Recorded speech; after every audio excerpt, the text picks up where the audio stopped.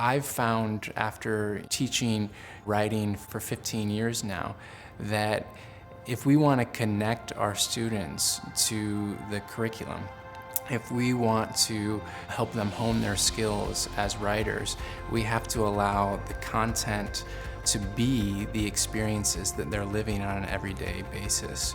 So we bring in those experiences into the classroom. We discuss what they're experiencing outside of our school, on the way to school, on the way home, and we talk about it, and we brainstorm it, and we talk about how can we work this into a poem.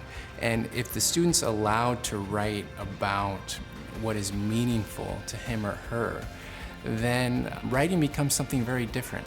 It doesn't become something that you do for homework. It's not about memorizing a bunch of grammar rules and prepping for a standardized test, but it's an artistic endeavor that allows one to express themselves. When we're allowing the students to focus on what they're experiencing and living, it becomes such a meaningful process for them.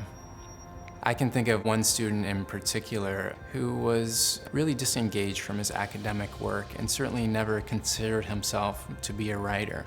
And through the process of writing about his life and experiences and really getting into poetry, he was not only able to discover himself as a writer, but he was able to have this heightened awareness of his other abilities. And this is one of those students who might typically be regarded as a struggling student.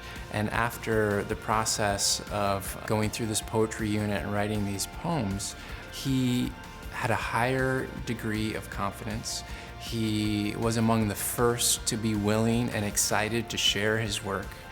And he started taking pride in his work in other classes.